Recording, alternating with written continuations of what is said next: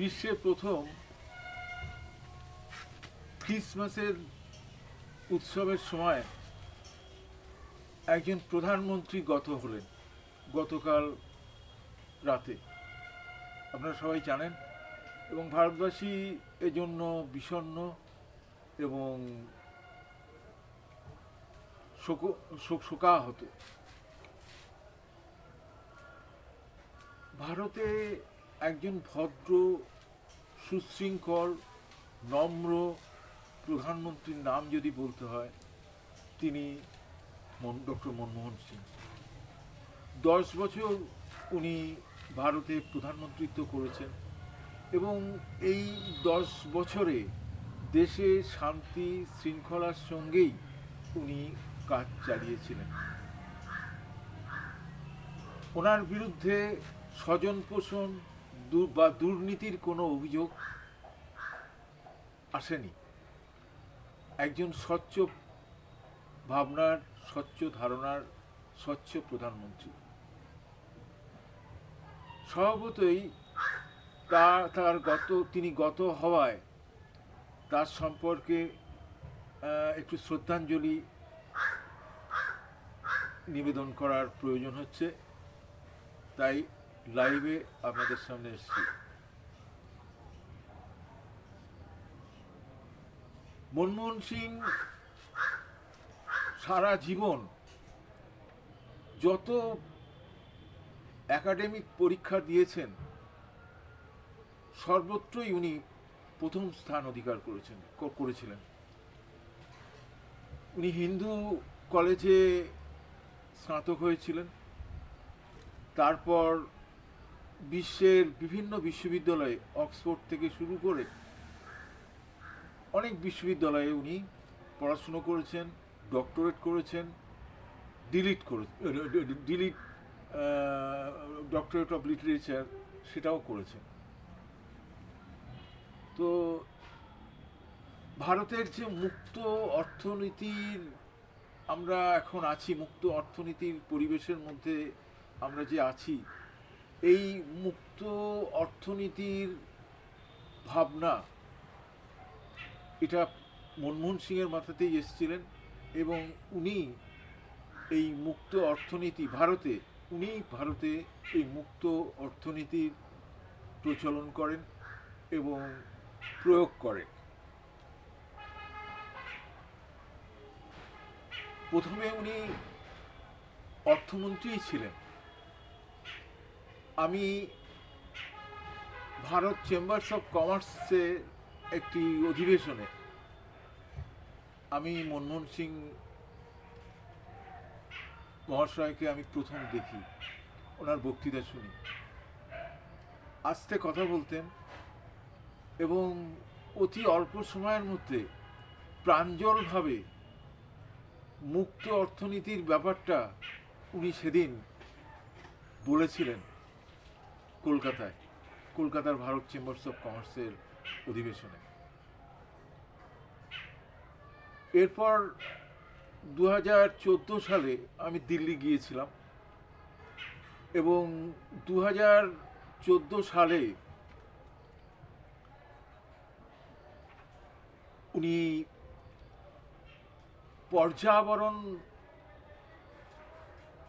ভবনে একটা press conference দিচ্ছিলেন। পিআইবির কাছ থেকে আমার পারমিশন বা আমার নাম রেজিস্ট্রেশন করা ছিল, আমি ওনার প্রেস কনফারেন্সে যাব, কিন্তু আমি পর্যাবরণ ভবনটা চিনতাম না। আমি শাস্ত্রী ভবনে বহু প্রেস কনফারেন্স অ্যাটেন্ড করেছি, কিন্তু পর্যাবরণ ভবনে কোনোদিন যাইনি, অ্যাটেন্ড করিনি। তো সে কারণে যখন পর্যাবরণ ভবনে উনি প্রেস কনফারেন্স দিলেন, আমার যাওয়ার রেজিস্ট্রেশন থাকা সত্ত্বেও আমি যেতে পারিনি। যাই হোক, ওই বছরেই নির্বাচন হয়। তারপরে তো সবাই জানা, তারপরে মোদিজি প্রধানমন্ত্রীত্বে আসেন এবং এখনো দেশ চালাচ্ছেন। একটা মানুষ যদি খুব বেশি অহংকারী হয়, একটা মানুষ যদি খুব বেশি চতুরতা দেখান, মানুষ তার কাছে যেতে ভয় পায়, মানুষ তার সঙ্গে দূরত্ব রচনা করে। মনমোহন সিং মনমোহন সিং সেই মানুষ ছিলেন না, যার ফলে সহজ সরল এবং সুশৃঙ্খল ভদ্র মানুষ ছিলেন। ওনার প্রয়াণে ভারত একজন সত্যিকারের মানুষকে হারালেন। মনমোহন সিং তার জীবিতকালে অনেক বই লিখেছেন, যেমন India's export Trends and prospects for self sustained growth, এবং এই বিষয়েই উনি এমফিল করেছিলেন। চেঞ্জিং ইন্ডিয়া, এই বইটা উনি অক্সফোর্ড ইউনিভার্সিটি প্রেস এই বইটা পাবলিশ করেছিলেন। Indian economics and reform and development এই বইটাও উনি লিখেছেন। আমি 3টে বইয়ের নাম বললাম, কিন্তু আরও বই লিখেছেন, যে বইগুলো জটিল বিষয় অত্যন্ত প্রাঞ্জলভাবে উনি লিখেছিলেন, এবং যে বইগুলো আজকে ভারতের যে ডেভেলপমেন্ট হয়েছে সেই ডেভেলপমেন্টের তত্ত্ব হিসাবে ব্যবহৃত হয়েছিল বলে আমার ধারণা। আমরা এখন বিকশিত ভারত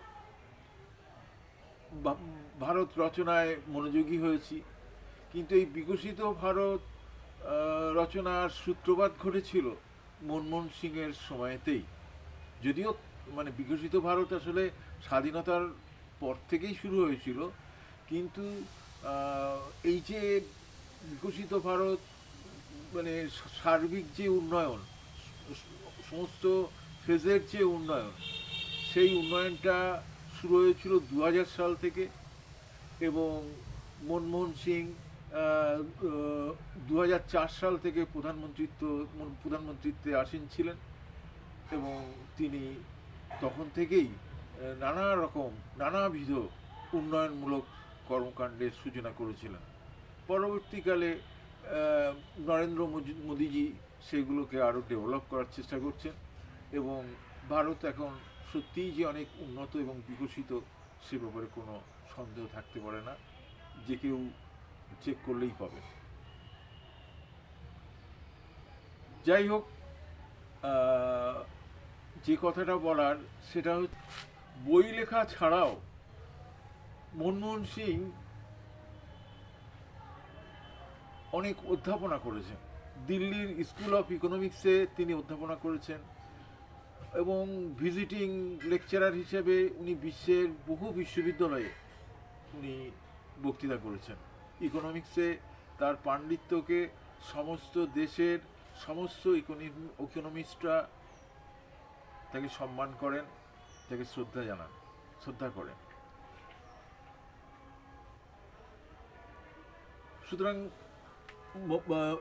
একজন ভালো মানুষ, একজন শিক্ষিত মানুষ যিনি প্রধানমন্ত্রিত্ব করেছিলেন ভারতের, এটা ভারতের কাছে একটা গর্ব, এবং তার প্রয়াণে শ্রদ্ধা জানাই, তার আত্মার শান্তি কামনা করি।